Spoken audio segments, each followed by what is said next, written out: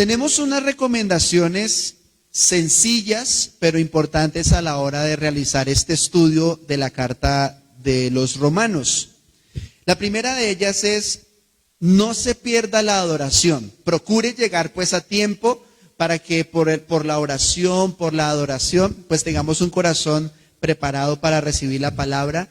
Le animamos a que usted también traiga, por favor, su Biblia, no la deje, porque vamos a estar con bastantes versículos. Y aunque los ponemos en pantalla, ¿cierto? Es bueno que usted vaya comparando, porque, vamos a ver varias traducciones. Y en ese sentido también es importante que usted lea la carta a los Romanos, que usted la esté repasando, que constantemente la esté leyendo. Además, que pueda hacerlo en varias traducciones, no solo en la que generalmente usamos, que es la Reina Valera, sino que usted pueda mirar otras, como la Nueva Versión Internacional, la Palabra de Dios para Todos. Hay una cantidad de traducciones que usted puede encontrar, rico que usted pueda, pues, compararlas. También la recomendación es a que tome apuntes, que usted después los puede revisar, usted después puede ser edificado con eso. Y le invitamos a que siga el desarrollo del estudio. Ojalá no se pierda usted ninguna de las reuniones que vamos a tener, porque van a ser estudios, insisto, cada vez más completos, cada vez más profundos. Entonces vamos a adentrarnos, recordando que ya hace 15 días que iniciamos, vimos un panorama general de toda la carta a los Romanos, ¿no? Como que vimos el esquema general y un poco del contexto histórico. Hace 8 días, con nuestro hermano Jairo, que nos pudo compartir a los que vinieron, tuvimos un tiempo en el que él nos recordaba, nos compartía la biografía, ¿no?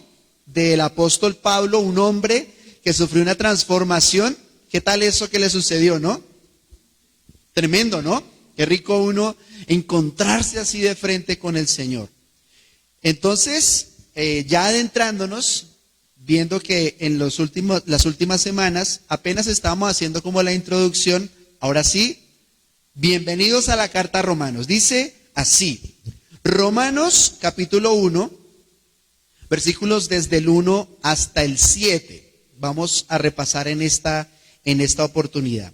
Dice así la escritura: Pablo, siervo de Jesucristo, llamado a ser apóstol, apartado para el evangelio de Dios, que él había prometido antes por sus profetas en las santas escrituras, acerca de su Hijo, nuestro Señor Jesucristo, que era del linaje de David según la carne, que fue declarado Hijo de Dios con poder, según el Espíritu de Santidad, por la resurrección de entre los muertos, y por quien recibimos la gracia y el apostolado, para la obediencia a la fe en todas las naciones por amor de su nombre, entre las cuales están también ustedes, llamados a ser de Jesucristo, a todos los que están en Roma, amados de Dios, llamados a ser santos.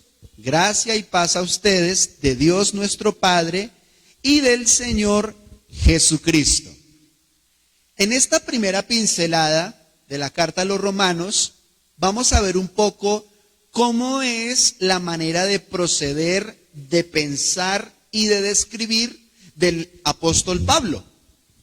Vamos a ir viendo algunos rasgos de su personalidad, porque vemos aquí la complejidad. Este es el saludo, imagínense. O sea, eso es como cuando uno en una carta escribe: ¿cómo estás? ¿Qué tal? ¿Cómo te ha ido? ¿Cierto? Pues miren, este es el talante también intelectual, la manera en que el apóstol Pablo tiene la costumbre de exponer sus pensamientos, de exponer lo que el Espíritu Santo le ha dicho, le ha inspirado a hacer. Entonces, ustedes se van a dar cuenta de que seguramente el tiempo no nos va a alcanzar, porque en cada renglón, en cada frase, hay una profundidad, una riqueza y sobre todo conexiones con otras partes de la Escritura, del conocimiento de Dios. Pero entrando ahora sí en materia, vamos a ver que el verso 1 dice una particularidad de Pablo.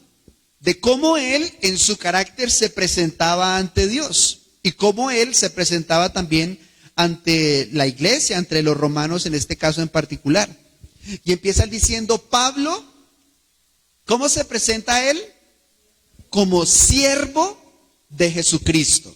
Ahora, esa palabra siervo es la palabra en el original griego doulos. Doulos. Esa palabra siervo, cuando dice que es siervo de Jesucristo, se traduce como esclavitud, esclavo, servir o siervo. Entonces miren lo interesante de esta expresión. Está diciendo Pablo, ¿yo quién soy? ¿Cómo me presento yo ante el mundo, ante la iglesia? Y él dice, primero que todo, mi distinción es que yo soy esclavo de Jesucristo. Yo soy siervo de Jesucristo. Para entender esa idea es muy importante comprender que Dios no hace esclavos. Ojo con esto. Dios no hace robots, no hace esclavos. El Señor no quiere esclavizar a la humanidad. Es decir, como algunos ateos o algunas personas equivocadamente perciben a Dios como un tirano, como alguien que es tremendo, que es fuerte, nada más equivocado de la realidad, nada más equivocado de lo que es el amor y la perfección del amor de nuestro Dios. Pero, ¿qué significa entonces que Pablo diga, mire, yo soy esclavo de Jesucristo? No porque Dios lo haya hecho a él un esclavo. Por el contrario, igual que ustedes y a mí, ¿qué hizo el Señor? Nos hizo libres. Pero Él se presenta voluntariamente como un siervo, como un servidor de Jesucristo. Y vamos a ver un versículo que está en 1 Corintios capítulo 7, verso 23, también escrita por el apóstol Pablo, y la vamos a ver en 3 traducciones, de izquierda a derecha, Nueva Traducción Viviente, Reina Valera revisada y Palabra de Dios para todos. Es lo mismo en 3 traducciones diferentes. Usted la encuentra en su Biblia Reina Valera como que dice así, dice, por precio fueron comprados, no se hagan esclavos de los hombres. Miren lo bonito. Dios no quiere esclavizar, al contrario, el Señor vino a liberar, pero Él da un consejo muy precioso y dice, mire, procuren ustedes no hacerse esclavo de nadie. Y yo le digo a usted, si usted siente que es esclavo de una persona, sea libre en el Señor. Sea libre, no se esclavice de una persona que va a aprovecharse de usted, que va a extraer de usted lo mejor, como ciertamente se hace de un esclavo. Pero miren lo bonito de la Nueva Traducción Viviente, donde dice, Dios pagó un alto precio por ustedes. Lo dice de una manera diferente. Traducido al español dice, no se dejen esclavizar por el mundo. Miren lo interesante. No permita que nada en este mundo, que ninguna cosa ni persona en este mundo les convierta en un esclavo. No se deje esclavizar por nada, ni por el pecado, ni por la maldad, ni por la amargura, ni por el resentimiento. Y en Palabra de Dios para todos, la que está a su mano derecha, dice, Dios ha pagado un precio por ustedes, así que no sean esclavos. ¿De quién? De nadie. Amén. ¿Sí o no? Dígale al que está a su lado, mire, no deje que nadie lo esclavice. Mamita, no sea esclava de nadie. Mi hijo, no sea esclavo de nadie, pues. No deje que nadie lo esclavice. ¿Sí? Ahora, Dios no hace esclavos, pero ¿qué cosa sí hace Dios? Dios, en todo caso, hace hijos. Eso es lo que hace el Señor. Por eso mire lo interesante, que Dios es el Rey del universo, pero Jesús lo llama papá. Mire lo interesante de conocer realmente quién es la máxima autoridad en el universo, quién es el Altísimo. Es decir, no hay nadie más alto ni nadie por encima de la soberanía y de la autoridad de Dios. Pero en la medida que hay una proximidad, que hay una comunión, que hay una cercanía. Usted, igual que Jesucristo, no ve a Dios como un rey solamente, aunque lo es. Usted empieza a verlo como un papá, como un padre, como el mejor de los padres. Entonces, aunque el apóstol Pablo se presentó como esclavo, él lo hace entendiendo, como lo vamos a ver en todo el desarrollo, que realmente lo que hace el Señor son hijos. Lo explica también en Romanos 8:15. Miren lo que dice, lo vamos a leer solamente en la Reina Valera. Ponemos las otras dos para que usted pueda comparar algunas diferencias o similitudes dependiendo de la traducción. Dice, ustedes no han recibido el espíritu de esclavitud. Miren qué preciosa afirmación. Dios no viene a usted con su espíritu precioso para hacer esclavos. No, de ninguna manera. Dice, ustedes no han recibido espíritu de esclavitud para estar otra vez en temor, sino que han recibido el espíritu de adopción, por el cual clamamos, Abba, Padre. Entonces, Pablo reconoce en esta y en muchas otras cartas de las que él escribió, que él se entregó como esclavo. Miren la diferencia.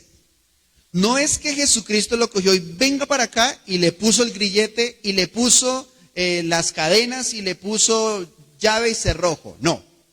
Sino que igual que cuando uno está enamorado, igual que cuando uno ama, uno se entrega voluntariamente y uno está por amor dispuesto a hacer lo que la otra persona diga que hagamos. ¿Sí o no?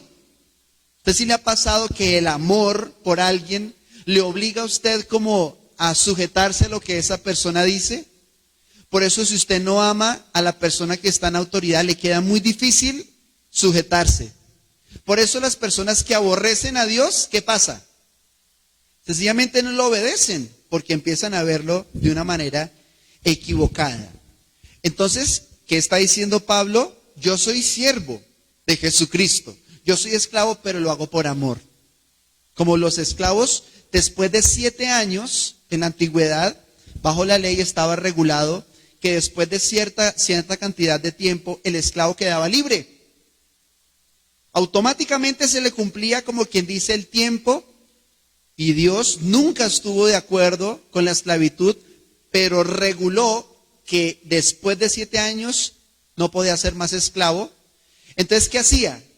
Por ejemplo, el esclavo había tenido esposa dentro de la casa de su amo, o el esclavo había tenido hijos, no sé, o de pronto le caía también el maestro que decía, no, yo no me voy. Resulta que cuando la persona se hacía esclavo voluntariamente, tenían que perforarle la oreja. Y tenían que perforarle la oreja y ponerle un anillo, como una argolla más bien. Y esa argolla significaba que era a la vez esclavo, pero que era un esclavo voluntario. Es decir, su amo era tan bueno, tan digno de estar con él, que él dijo, no, yo más bien me quedo sirviéndole, ya no como un esclavo, como una cosa, porque si es un buen señor, si es un bueno, es un buen amo, entonces es un buen siervo también y se entrega. De esa manera es que Pablo se presenta. Pero también dice en ese verso 1, dice Pablo, siervo de Jesucristo, llamado. Miren lo interesante, dice, llamado a ser apóstol. La palabra llamado aparece 3 veces y ya vamos a ver cuáles son, pero la palabra llamado es la palabra kletos. En el original griego es la palabra kletos, que significa llamado, invitado, nombrado o designado. Entonces, a pesar de que dice que es esclavo, él reconoce que su servicio a Dios es un llamado, ¿cierto? Vamos a hacer el ejemplo con un celular, ¿cierto? Usted está en su celular metido en Facebook. Usted está en su celular viendo videos, no sé, está ahí leyendo pues. Y de pronto en ese momento le entra una llamada, ¿cierto? Le entra una llamada. ¿Qué quiere decir? Que hay alguien que quiere hablar con usted, que tiene un llamado. Pero usted tiene dos opciones. Usted puede darle al botón verde y contestar, o usted puede darle al botón rojo y dejar a la persona sin saber cuál es su respuesta, aunque usted también respondió, porque no responder también es una respuesta. El silencio también es una respuesta, ¿sí o no? Si usted la pasa llamando a alguien y le cuelga, ¿qué le quiso decir? Es que usted me cae muy bien, me encanta hablar con usted. El silencio también es una respuesta. Mis hermanos, los invitamos a la reunión de la iglesia, no sé qué. ¿Alguien está interesado en yo no sé qué cosa? Pasan esas bolitas que el viento se lleva así, porque el silencio también es una respuesta. Es una respuesta venir y aceptar el llamado a congregarse, pero también cada silla vacía es otra respuesta, ¿sí? Ahora, significa que el llamado debe ser respondido y seguido, nunca debe ser obligatorio ni forzado. Miren qué precioso como se nos describe en la palabra de Dios cuál es el corazón de Dios. ¿Cuál es el corazón que tiene el Señor? El corazón que tiene Dios es que Él hace llamados. Diga conmigo, por favor, yo sé que Dios hace llamados, pero depende de mí el botón verde.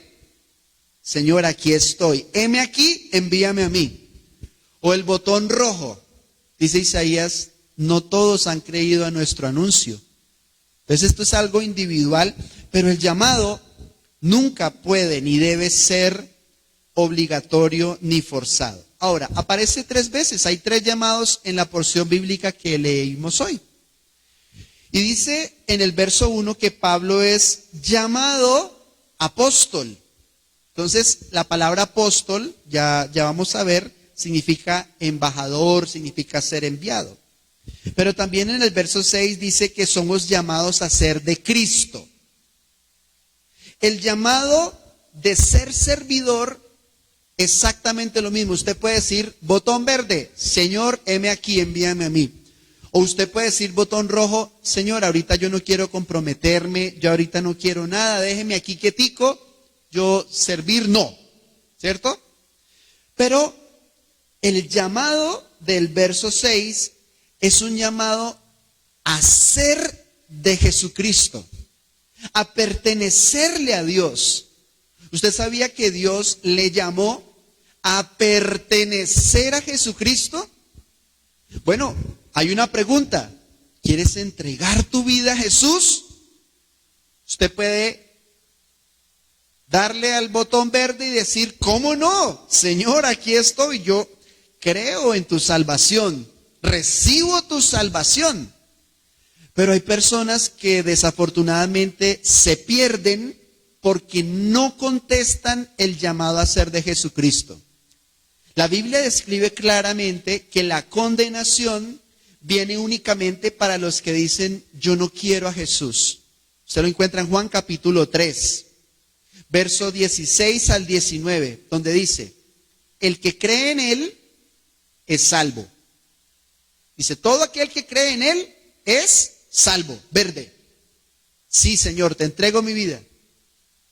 Pero el que le da el botón rojo y dice, no, yo con Jesús, o así no lo diga, así su vida no demuestre que recibe esa llamada, la Biblia describe automáticamente que esa persona no recibe el mensaje de salvación que lo va a sacar adelante, no solo en esta vida, obviamente, sino en la vida eterna.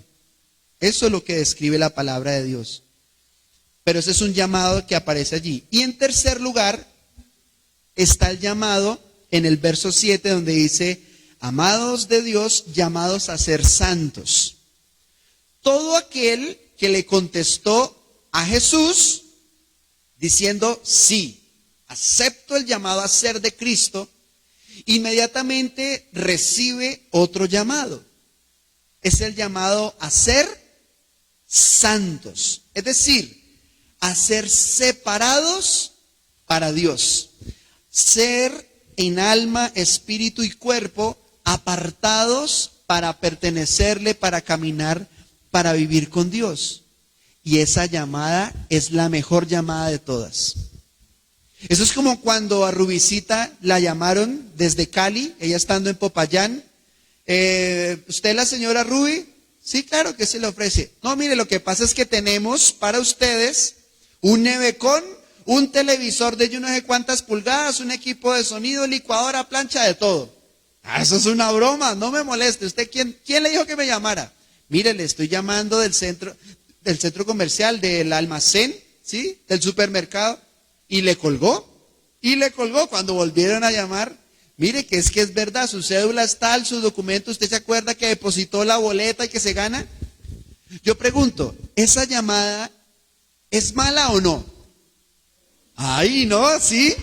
¿A usted no le gustaría que le llamaran a decir, mire, le regalamos un nevecón, le regalamos celular, computador, colchón, de todo? ¿Cuántos dicen amén?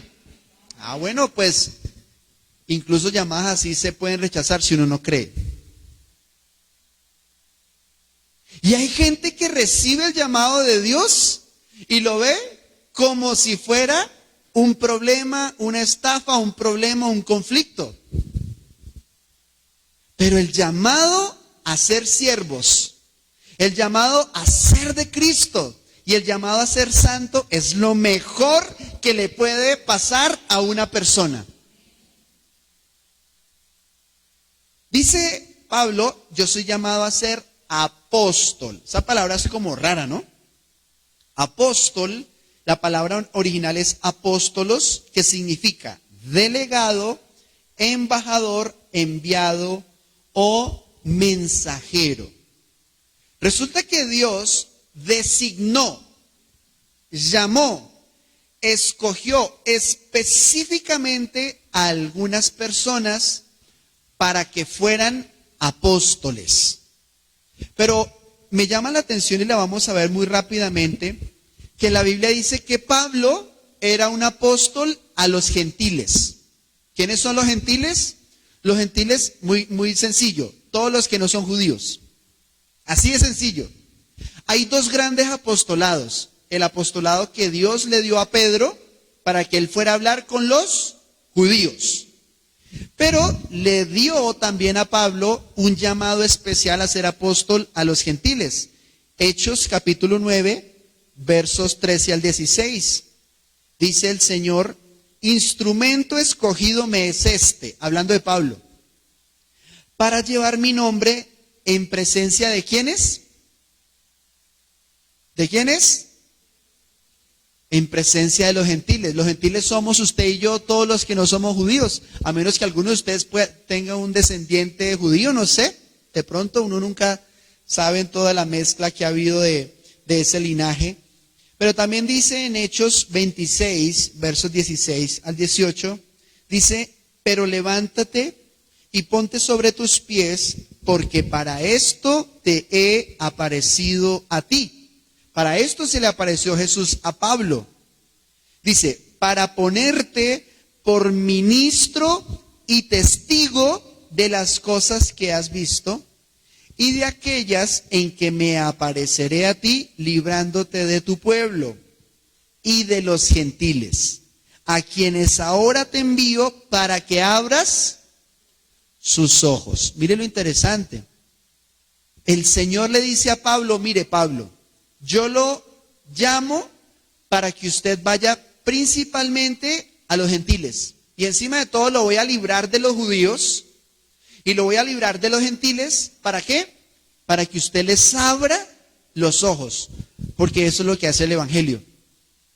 El Evangelio abre los ojos de aquellos que lo escuchan. Dice, para que se conviertan de las tinieblas a la luz y de la potestad de Satanás a Dios, para que reciban por la fe que es en mí perdón de pecados y herencia entre los santificados. También da testimonio de esto Gálatas 2, del 7 al 9, donde dice: como vieron que me había sido encomendado el evangelio de la incircuncisión, como a Pedro el de la circuncisión. Una vez más, ¿qué está diciendo? Dios en su gran amor designó para que en los judíos haya específicamente un enviado hacia ellos. Y fue en ese momento el apóstol Pedro, el de la circuncisión. Pero dice que el de la incircuncisión, es decir, a todos los demás que no son judíos, ¿quién fue el llamado? El apóstol Pablo. Por eso Pablo era la persona indicada para el trabajo. Era un poquito romano, era un poquito judío, era un poquito hebreo, era un poquito fariseo, ¿sí? Era un poquito de todo. Ciudadano del mundo, intelectual, sabía varios idiomas. Era la persona indicada para el trabajo.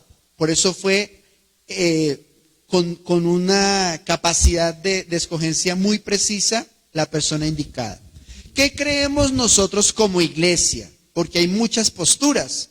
Como la gran comisión, ¿qué creemos nosotros? Porque tal vez usted se preguntará, bueno, ¿y quiénes son entonces hoy por hoy los apóstoles? ¿No?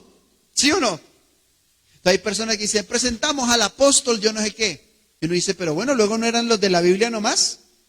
Entonces, hay bastantes posturas. Hay algunos que creen que el apostolado cesó. O sea, eran 12 y Pablo, como el último. Pero hay algunos que afirman que el apostolado continuó. Entonces, que hay hombres o mujeres que son apóstoles. Lo voy a resumir de una manera muy sencilla. ¿Qué enseña la Escritura y también que nosotros como la Gran Comisión hemos adoptado? Es que fueron los 12 escogidos por Jesús los apóstoles, porque los apóstoles son llamados los apóstoles del Cordero. Entonces los apóstoles, los 12 que estuvieron allí, que él escogió a los que él quiso, pero ustedes se acuerdan que después fueron 11, ¿por qué fueron 11 después? Por Judas, ¿no? Entonces eran 12, 12 menos 1, 12 menos Judas, 11, ¿cierto? Vea, hasta matemáticas estamos aprendiendo aquí. Matemática muy avanzada, ¿no? Entonces, como 12 menos 1 es 11, resulta que los apóstoles dijeron, ¿y ahora qué hacemos? Resulta que hay un salmo que dice, se levantó Pedro a hablar y a decir, mira, hay un salmo que dice que el que metía la mano en el plato, ese es el mismo que me traicionó, me vendió, hablando de Judas. Y dice en ese salmo, tome otro su lugar. Entonces, ¿qué hicieron los apóstoles? Echaron suertes, no sé si con dados, con cartas, no sé qué harían, pero echaron como que suertes. No sé si echaron la moneda al aire entre dos hombres, ¿cierto? Y resulta que ¡pum!, le cayó en suertes a uno, venga, usted ocupe el lugar. Pero resulta que Dios después llamó al apóstol Pablo. Entonces están los 11 más 1, pero está también el apóstol Pablo. Él dice de sí mismo, dice, yo soy como un aborto. O sea, yo era el último, como que ya no había más espacio, entonces, ay, ese fui yo. O sea, hasta ahí quedó claro quiénes eran los apóstoles. Pero, en términos prácticos, todos los cristianos tenemos un grado de apostolado. ¿Por qué? Porque la palabra apóstol, ¿qué significa? ¿Qué significa la palabra apóstol? Mensajero, enviado, representante, ministro, embajador. Entonces, toda persona que recibió a Jesucristo ampliamente se muestra en las Escrituras que también son enviados. Entonces usted ya puede entrar a su casa, mire, llegó el apóstol, sí, y hasta con barriguita de apóstol y todo, ¿no? Sí. Pero los que son los apóstoles del Cordero son solamente los 12 más 1. ¿Sí me hago entender? O todos o ninguno. Entonces, dejémoslo en todos. Todos tenemos un llamado, un apostolado en el Señor. Dice Apocalipsis 2:2 que hubo ciertos hombres que se autonombraron apóstoles. Dice Apocalipsis 2:2. Dice que no puedes soportar a los malos y has probado a los que se dicen ser apóstoles y no lo son y los has hallado mentirosos. Entonces sí, ha habido falsos cristos, ha habido falsos maestros, falsos hermanos, falsas doctrinas, pero también la Biblia da testimonio que Jesús dijo, aún falsos apóstoles. En ese sentido, yo personalmente soy muy práctico, ¿sí? Porque nosotros hemos tenido invitados o personas o conocemos gente que de pronto se presenta como apóstol. Entonces la tarjetica, mire, el apóstol no sé quién. Entonces en vez de entrar a discutir que si es apóstol, que no es apóstol, que es eso el apostolado, que no es eso el apostolado, lo que nosotros hacemos es reconocer que todos tenemos un llamado de Dios. Y el que lo certifica, ¿quién es? El Señor. El único que certifica el llamado es el Señor. Amén. Ahora, dice también el apóstol Pablo, dice, llamado a ser apóstol apartado. Apartado para el evangelio de Dios. Miren, esto tiene una riqueza muy bonita y es algo muy, muy práctico que por lo menos a mí me ayuda a entender mejor cómo direccionar mi vida. La palabra apartado es la palabra aforizo, que significa estar fuera del límite. Eso significa, cuando él dice en el original griego, la palabra aforizo es fuera del límite. Pero, ¿qué significa esa expresión? Pablo dice, mire, yo fui apartado ¿para qué fue apartado? Es decir, eso es como cuando uno dice, venga, esto es solamente para, usted imagínese ver a su hijo jugando con el control remoto de su televisor nuevo como si fuera un martillo, ¿cierto? Y usted lo ve dándole y ese control remoto que le costó como 300,000 pesos, el repuesto, ¿cierto? Y usted lo ve jugando ahí, ¿usted qué hace?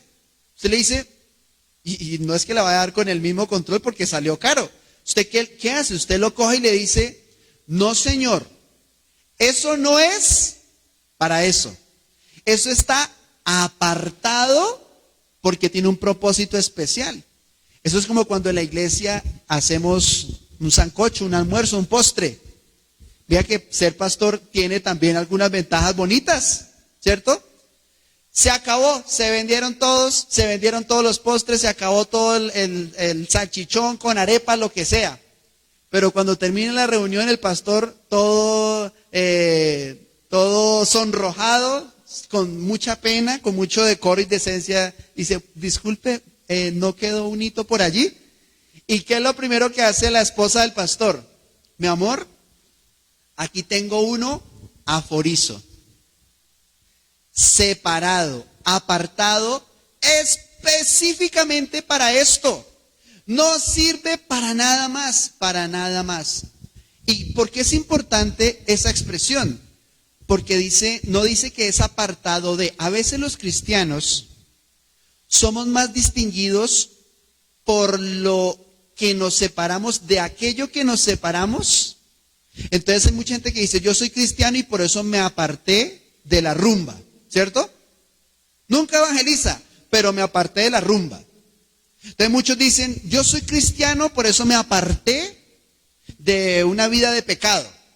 Y entonces, desafortunadamente, mucha gente tiene claro de qué nos separamos. Yo renuncié a esto, yo dejé eso porque ahora soy de Cristo. El problema no es, y digamos por eso muchas personas no encuentran el rumbo de su vida, porque saben que fueron separados del mundo, separados del pecado, separados de la amargura y de la maldad, pero no han descubierto para qué.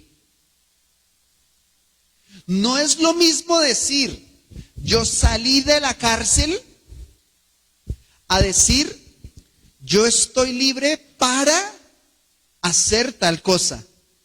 No es lo mismo decir, yo fui sacado del infierno, a decir, yo estoy en vida eterna para algo. Pablo sí lo sabía. Pablo sabía y dijo, mire, yo soy apartado para el evangelio. Es decir, Pablo, él decía, yo no sirvo para nada más. No voy a hacer nada más. Por eso Pablo decía cosas como, me propuse predicar solamente a Jesucristo y a nadie más. Y a este crucificado. Y eso lo tuvo muy claro Jesús. Ese grado de consagración es el que la iglesia necesita. No solo saber de qué salimos, sino para dónde es que nos vamos a meter, pues. ¿Para qué respiro? Ah, mire, estoy vivo. Y escribe uno en Facebook, un día más de vida. Sonríe porque estás con vivo y tienes 2 manos y tienes una cabeza y tienes pies y tienes salud. Pero bueno, ¿y cómo para qué? Pablo sí sabía para qué respiraba, para qué caminaba y para qué fue rescatado. Y para qué fue que Dios le dijo, venga para acá, mijo, este es el llamado. O sea, él contestó en verde, no para, ¿qué más, Señor, cómo estás? No, bien. ¿Y qué más, Dios, qué me cuentas del cielo? No, pues aquí con los ángeles y los arcángeles. Ay, qué rico, ¿y de qué color son las nubes? ¿Y cómo es por allá el clima?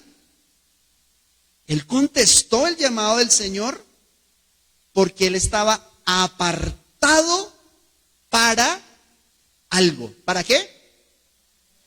Para el evangelio. Jesús era tan glorioso caminando aún en esta tierra que sabe qué dice la Biblia, que lo iban a escoger por rey. ¿Y sabe qué hizo Jesús cuando lo iban a poner por rey? Eso es como si Jesús en este momento llegara, presidente, ese sí, yo voto por Jesús. Dígame, ¿usted votaría por Jesús o no? ¿Cierto? ¿Qué tal un gobernante que al menos se pareciera a un 10%, bueno, un 1% a Jesús? Uno diría, no, yo por este sí voy como sea.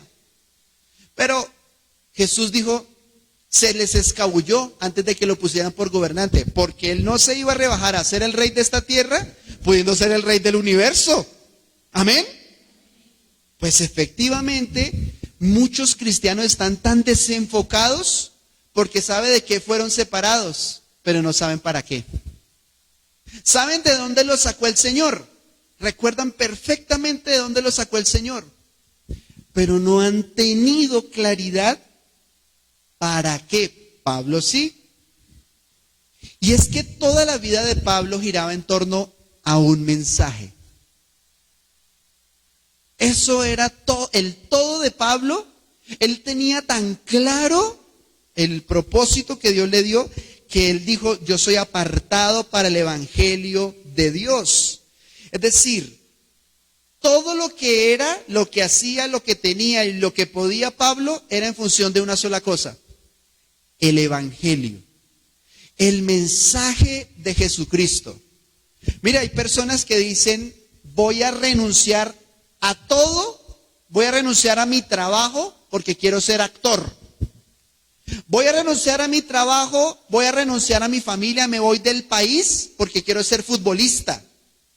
Yo le pregunto, si una persona que sabe que su destino es ser futbolista y lo anhela y lo quiere, ¿será que esa persona, si le ofrecen vender empanadas, lo va a hacer? ¿Sí o no? Yo le pregunto, si a usted le dicen, mire, le vamos a dar una millonada si usted administra este negocio y tiene que estar aquí a las 8 de la mañana, yo le pregunto, ¿usted la noche anterior se trasnocharía yéndose de parranda y emborrachando? ¿Por qué no? Bueno, pues porque usted sabe cuál es su objetivo. Entonces Pablo tenía tan claro como muchos cristianos aún no lo tienen o no lo tenemos, que es vivir para el evangelio. Mire, yo le tengo un consejo bíblico, una respuesta escritural a muchas preguntas que usted se está haciendo. La respuesta es: viva, tenga claro para qué y que en eso esté el propósito de Dios. Por ejemplo, ¿qué le dijo Dios a María? María, ¿tú qué vas a hacer? Vas a ser nada más ni nada menos que la mamá de Jesús, va a venir en tu vientre, ¿cierto? Era muy diferente el llamado de Pablo y el de María, pero que es importante uno saberlo, tenerlo muy presente. ¿Amén? ¿A usted le gustaría conocer cuál es su llamado específico? Si usted ya lo sabe, yo le aconsejo, no haga nada más. Enfóquese. Porque aún la gente mala se enfoca en hacer lo malo y triunfa en lo malo, porque están enfocados. Si usted sabe, y usted puede decir como Pablo, yo ya sé cuál es mi propósito y es este. Yo creo que ya lo encontré y es este. Anunciar al Señor. Y mi vida y mi casa, yo y mi casa, serviremos al Señor. Honraremos a Jesús, honraremos la palabra de Dios y si Él nos concede en su gracia anunciarlo y predicarlo, bueno, Señor, que nos dé la sabiduría y la inteligencia para hacerlo bien, con libertad, sin temor, administrando como tiene que hacer con integridad. Amén. Ahora, dice esa expresión que Pablo vive para el Evangelio, dice que él había prometido antes por sus profetas en las Santas Escrituras acerca de su Hijo, nuestro Señor Jesucristo, que era del linaje de David según la carne. Esos son los versículos 2 y 3. Quiero contarles, mis hermanos, algo que usted va a notar en la medida en que se va adentrando en las Escrituras, y es que Jesús ya había sido anunciado. En la Biblia, en el Antiguo Testamento, se da, digamos, hay una evidencia fuerte de que el Señor, cada aspecto de su vida fue profetizado, fue predicho. Cada aspecto, usted solo va a encontrar aquí algunas de ellas. Por ejemplo, sobre todo usted va a encontrar muchas referencias en Isaías, en los Salmos, donde ya se había anunciado varios siglos antes de que sucediera que iban a ser de una virgen, que iba a ser de la tribu de Judá, que iba a ser de la descendencia de David, que iban a ser en Belén, que se iba a montar en un burrito, que iba a tener una autoridad solamente comparable a la de Moisés, una cantidad de cosas que iba a ser vendido. Aquí solamente hay algunas, ¿no? Eso es una cosa casi que interminable, son cientos de profecías que dan cuenta de que Jesús ya había sido anunciado. Usted se ha notado en los evangelios que generalmente dice, para que se cumpliese la escritura. Bueno, pues porque ya había sido profetizado y ya se sabía que eso tenía que suceder para que se cumpliese lo que estaba escrito. Pero subrayo y le pido el favor de que usted la estudie, le animo a que usted lo pueda hacer con detenimiento. Una de las más claras aparece en Isaías 53, donde dice que su muerte significaría salvación, sanidad y justificación para todos nosotros. Ahora, en el verso 4, lo que está diciendo, allí donde seguimos en Romanos, dice que fue declarado hijo, hablando de Jesucristo, que fue declarado hijo de Dios con poder según el Espíritu de Santidad por la resurrección de entre los muertos. ¿Qué quiere decir esa expresión?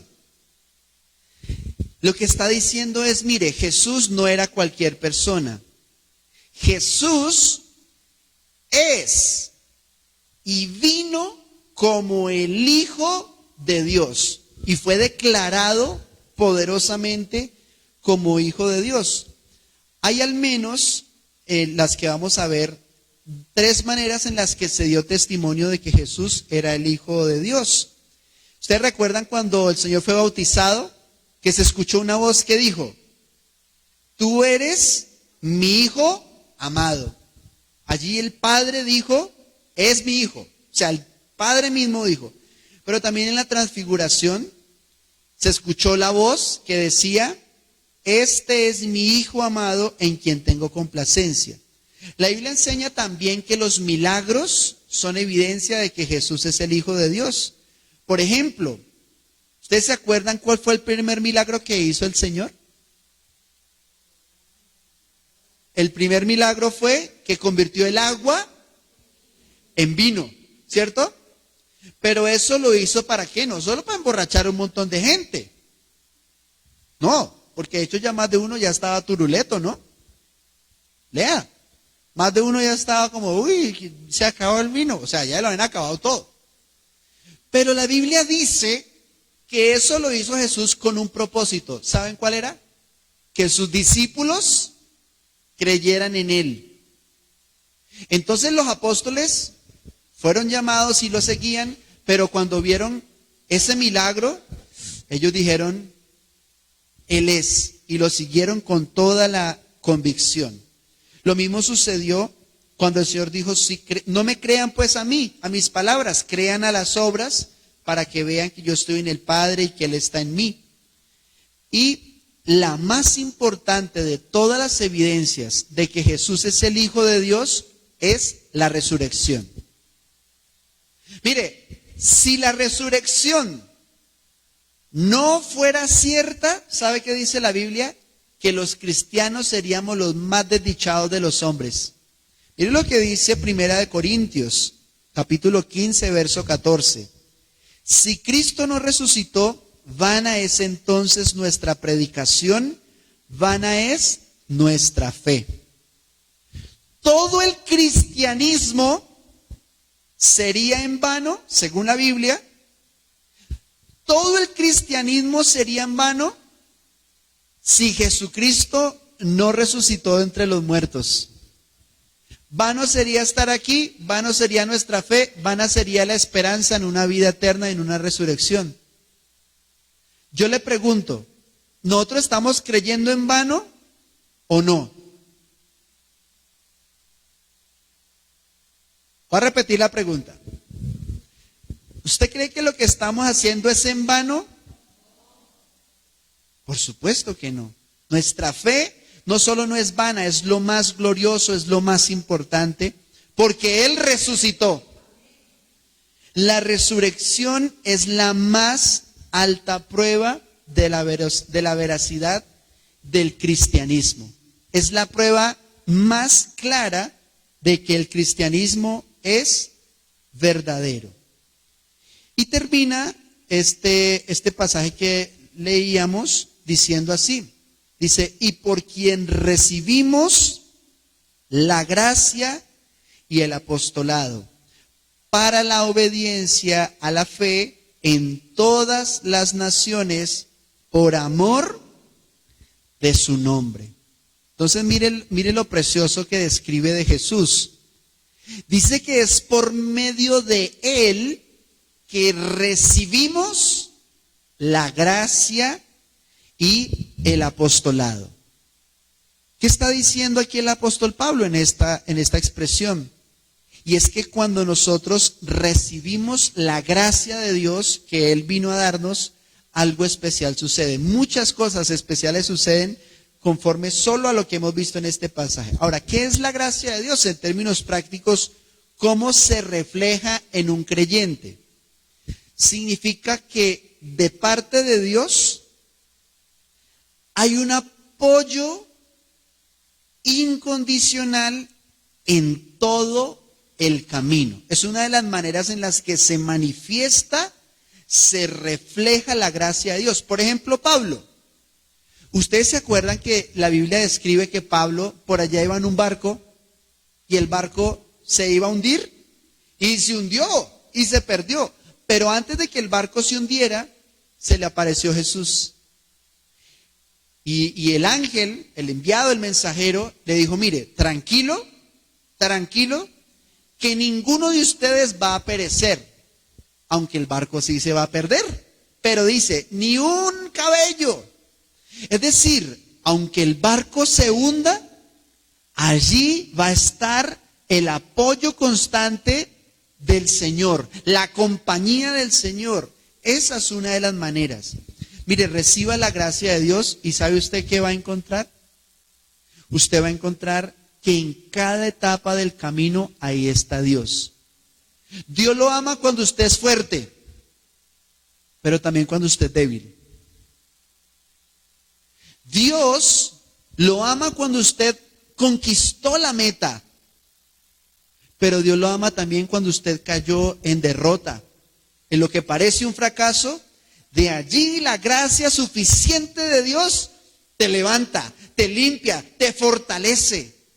Yo les digo algo, mis hermanos, reciban, no rechacen, no rechacemos nunca el apoyo, el amor, el respaldo incondicional de Dios para el camino. Pero también dice el apostolado, que significa ser enviado, ¿no? Entonces, reciba la gracia de Dios y usted va a ser enviado a repartirla. Porque para poder dar, primero tengo que recibir. Por eso Pablo es un ejemplo, porque ese era de lo peor. Y aún al peor de los hombres, Dios pudo venir con su gracia para enviarlo a predicar. Yo digo, si Pablo, siendo prácticamente un asesino, fue escogido por Dios para servirle, yo pregunto, ¿será que a usted, a mí o a cualquiera le es ajeno el amor y el servicio a Dios? Pablo dice, mire, yo soy un ejemplo de que si Dios lo hizo conmigo, lo puede hacer con usted. Por eso usted nunca diga, no, yo soy lo peor, porque le tengo noticias. Dios escogió aún a peores para hacer cosas todavía más gloriosas. Amén. Porque la gracia de Dios se recibe para apóstolos, para ser enviado a repartirla. También dice que esa gracia que recibimos, dice, es para la obediencia a la fe. Usted reciba la gracia de Dios y ¿sabe qué va a suceder? Que la obediencia fluye de una manera natural. Cuando usted se deja amar por Dios, usted empieza a hacerse más obediente de una manera natural. Pero también dice obedientes a la fe. Usted reciba toda la bondad, todo el amor del Señor. ¿Y sabe qué va a pasar con la fe? Empieza a fluir de una manera sencilla, de una manera natural. Usted no tiene que hacer, voy a creer en Dios, voy a creer en Dios, voy a creer en Dios, voy a creer en Dios. No. Usted déjese amar por Dios y el Señor le convence, yo estoy contigo, yo te levanto, yo te fortalezco, yo te sustento, yo voy delante de ti. Una de las maneras más hermosas de ser más que vencedores es dejándose amar por Dios.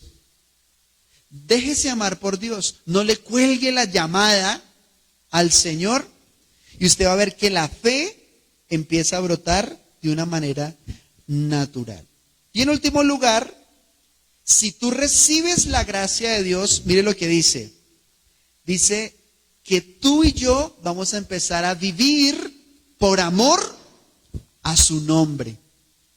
Mire lo hermoso. Dice, y por quien recibimos la gracia y el apostolado para la obediencia y la fe en todas las naciones, por amor de su nombre. Si usted ama el nombre de Jesús, ¿sabe qué va a suceder? Usted va a empezar a proclamar ese nombre. Usted va a levantar ese nombre. Usted va a defender ese nombre. Usted va a hacer lo que Dios nos llamó a hacer, que fue a esparcir la buena semilla, que es un mensaje. Un hombre, Dios hecho hombre, murió en la cruz. Por su amor y por su gracia podemos vivir. Entonces miren lo hermoso, ya no vive uno como soy el esclavo, bueno, toque ir a la iglesia porque no me voy para el infierno, ¿sí? Sino que empezamos a hacer las cosas y a vivir, ni por figurar, ni por caer bien, ni por qué dirán de mí, ni por ser famoso, ni por tener dinero, ni por nada. Usted lo empieza a hacer, ¿sabe por qué? Porque usted ama ese nombre, por amor al nombre que es sobre todo nombre, el nombre de Jesús. Amén. reciba su gracia, reciba su amor, y el Señor en cada paso del camino le va a fortalecer, lo va a llenar de fe, lo va a llenar de obediencia, porque es que así es Él. Así es Él, ¿qué le vamos a hacer? Por eso siempre vamos a levantar el nombre de Jesús. Vamos a orar, mis hermanos, porque toda la gloria es para el Señor. Jesús dijo: yo para esto nací, para ser rey. Pero no rey de este mundo.